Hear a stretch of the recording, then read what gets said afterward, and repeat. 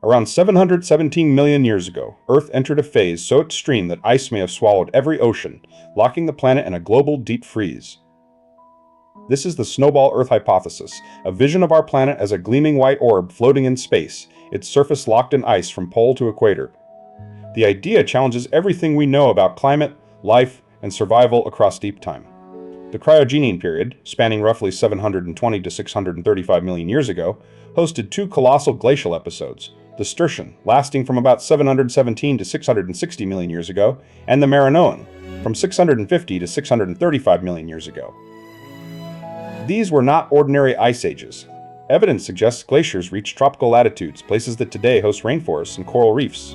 How could ice dominate such warm zones? Long before scientists imagined a fully frozen Earth, they found puzzling signs of ancient ice. In 1871, J. Thomson described glacier-reworked rock tillite in Islay, Scotland.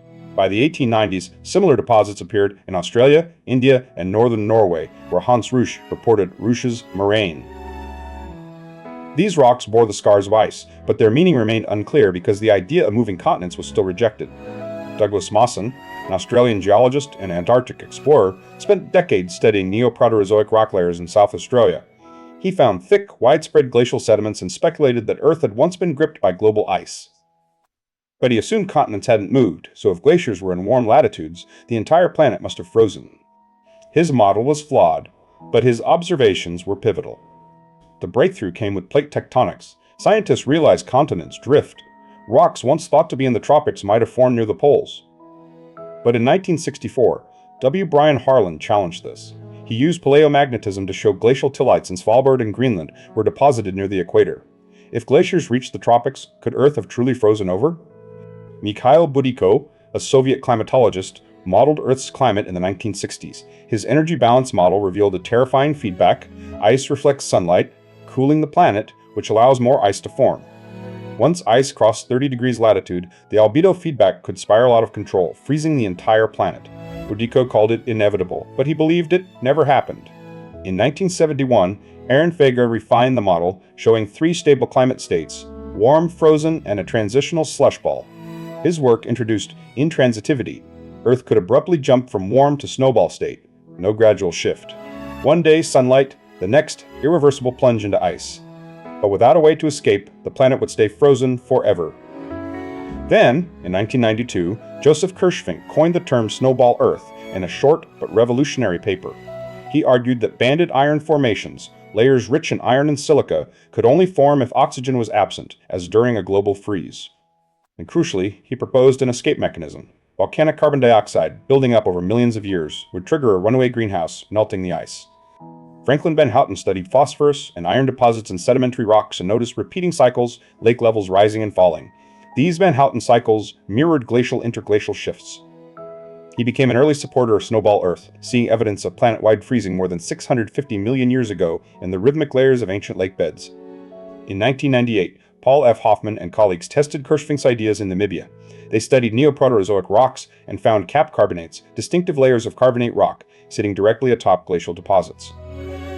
These form when carbon dioxide-driven warming dissolves calcium and magnesium into oceans, then precipitates as carbonates.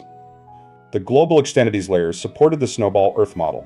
In 2010, Francis A. McDonald and his team provided stronger evidence. Using radiometric dating and palaeomagnetic data, they showed that the supercontinent Rodinia was near the equator during the cryogenian. Glacial deposits in this region, like those in Svalbard and Australia, were at sea level and within tropical zones.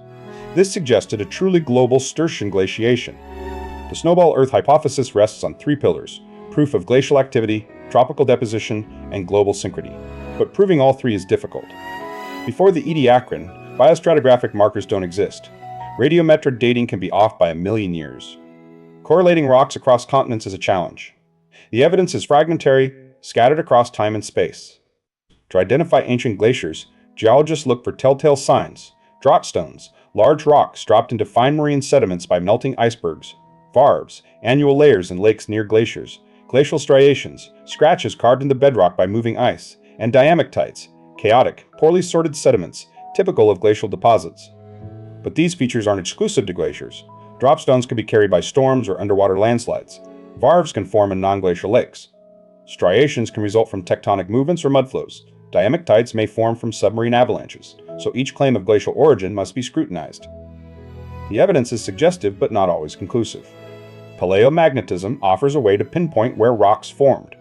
When sedimentary minerals settle, they align with Earth's magnetic field, preserving the latitude but not longitude of deposition.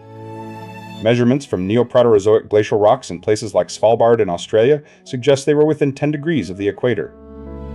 But is this data reliable? Critics argue that Earth's magnetic field may have been different in the Proterozoic. A hotter core could have driven complex circulation, creating multiple magnetic poles, 4, 8, or more, or the dipole might have been oriented with poles near the equator. If so, palaeomagnetic data could mislead us, making temperate zones look tropical. Another issue, magnetic signals can be reset. Mountain-building events release hot fluids that travel through rock, erasing old magnetic signatures and imprinting new ones. Without careful mineralogical analysis, we can't be sure if the signal is original. This makes verifying ancient latitudes a painstaking process. As of 2007, only one site, the Latitudes Formation in Australia, offered unambiguous evidence. Its glacial deposits were laid down at low latitudes, the dating is precise, and the magnetic signal is confirmed original. This single site supports tropical glaciation, but it's not enough to prove a full snowball Earth. Other sites remain contested. Yet, evidence for sea level glaciation in the tropics during the Sturtian is growing. Glacial deposits in Australia, Namibia, and Svalbard all point to ice reaching warm latitudes. If glaciers advanced within 30 degrees of the equator, albedo feedback would drive ice to the equator. Once there, Earth would be locked in a frozen state, unless a powerful greenhouse effect could break the ice. In a full snowball Earth, oceans freeze completely, perhaps to depths of a kilometer. Ice sheets cover continents, and the planet reflects most sunlight. Surface temperatures plummet. The hydrological cycle nearly stops. Water vapor drops. Clouds vanish. Life, if it survives, clings to refuges, near hydrothermal vents, under thin ice, or in salty pockets. But a slushball Earth might have had a thin equatorial band of open water. Some models suggest ice could retreat slightly at the equator due to solar heating or geothermal flux. This slushball scenario allows more survival space for photosynthetic life, but it weakens the case for extreme global glaciation. Volcanic activity continues beneath the ice. Carbon dioxide, released from eruptions, accumulates in the atmosphere because there's no rain to wash it out and no weathering to draw it down. Over millions of years, carbon dioxide builds to 350 times today's levels. Then, a runaway greenhouse begins. Ice starts to melt. Albedo drops. More heat is absorbed. The planet warms rapidly. As ice retreats, dark ocean and land absorb sunlight, accelerating warming. Within perhaps 1,000 years, the planet transforms from frozen to hothouse. Glaciers collapse. Sea levels rise. The sudden shift leaves behind capped carbonates, chemical fingerprints of extreme carbon dioxide-driven warming. This cycle, freeze, carbon dioxide buildup, melt, may have repeated twice in the cryogenian, first during the Sturtian, then again in the Marinoan. Each time, Earth teetered on the edge of total glaciation. Each time, volcanic outgassing provided the key to escape. But, could life survive such extremes? Before the Avalon and Cambrian explosions, when complex multicellular life surged, came the snowball episodes. Some scientists propose that the extreme stress of global freezing triggered evolutionary innovation. Surviving in icy refuges could have driven cells to cooperate, leading to multicellularity. The snowballs may have paved the way for complex life. Photosynthetic algae may have persisted under thin ice near the equator where some light penetrated. Chemosynthetic microbes could thrive near hydrothermal vents. And in salty brine pockets within the ice, microbial life might have endured, metabolizing sulfur or iron. Life, though squeezed, did not go extinct. Bandedironformations, common in cryogenian rocks, suggest oxygen levels were low during glaciation. Without oxygen, iron dissolved in seawater. When the ice melted, oxygen flooded in, causing iron to precipitate in alternating layers.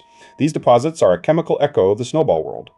The Van Houten cycles, repeating patterns of lake level changes, may reflect brief warm phases during glaciation. Could ice have melted temporarily, allowing lakes to refill? Or did these cycles form after the main glaciation? The rhythm of deposition hints at climate instability even in deep freeze. Capped carbonates, found globally atop glacial deposits, are a key piece of evidence. They form when high carbon dioxide levels acidify rain, accelerating rock weathering. Calcium and magnesium wash into oceans where they react with carbon dioxide to form limestone and dolomite. The sudden, widespread deposition signals a dramatic climate shift. Yet, not all scientists accept the snowball Earth model. Some argue that glacial deposits were localized, not global. Others suggest palaeomagnetic data is unreliable, and some question whether Earth could ever escape full freezing. The debate continues, driving new research into Earth's most extreme climate episodes. The Snowball Earth hypothesis reshaped how we view Earth's climate system. It showed that feedbacks like albedo and carbon dioxide can push the planet into irreversible states. It highlighted the role of geology in regulating climate over millions of years. And it connected deep time events to the rise of complex life. Today, scientists use climate models, improved dating techniques, and detailed field studies to test the hypothesis. New discoveries in places like South China and Ethiopia add pieces to the puzzle, but the core question remains: did Earth truly become a snowball, or was it a slush ball with open water at the equator? The Latitudes Formation remains the strongest evidence for tropical glaciation. Its well-preserved glacial features, precise dating, and original magnetic signal make it a cornerstone of the hypothesis. But even here, questions linger. Was the ice continuous? Did it reach the ocean? Each layer tells a story, but the full narrative is still unfolding. Understanding Snowball Earth helps us grasp the fragility and resilience of our planet. Earth has endured extremes: global freezing, runaway warming. Life persisted. The climate system, though complex, has mechanisms to recover. But these events unfolded over millions of years, not centuries. The hypothesis also informs the search for life beyond Earth. If a planet can freeze over and thaw again, perhaps icy worlds like Europa or Enceladus could harbor life in subsurface oceans. Snowball Earth teaches us that even in the deepest freeze, the spark of life might endure. As we face modern climate change, the Snowball Earth episodes remind us of the power of feedback loops. Albedo, carbon dioxide, and ocean circulation can amplify small changes into global shifts. But unlike the cryogenian, today's changes are driven by life, by us. We are now part of the climate system. The story of Snowball Earth is not just about ice, it's about deep time, about how rocks record catastrophe, and how life adapts to the impossible. It's a tale written in layers of tillite, banded iron, and carbonate, etched across continents, preserved for billions of years. From Thomson's first discovery in Scotland to McDonald's work in the 21st century, the quest to understand Snowball Earth continues. Each new finding refines the model, challenges assumptions, and deepens our grasp of Earth's dynamic history. We may never know for sure if Earth was a full snowball or a slush ball, but the evidence points to a planet pushed to the brink, frozen, then thawed by its own volcanic breath. And from that crucible, perhaps, came the first steps toward complex life. The Snowball Earth episodes stand as a testament to Earth's resilience. Over 500 million years ago, our planet endured one of the most extreme climates in its history. And when the ice finally melted, the stage was set for a new chapter, one in which life would explode in form and complexity.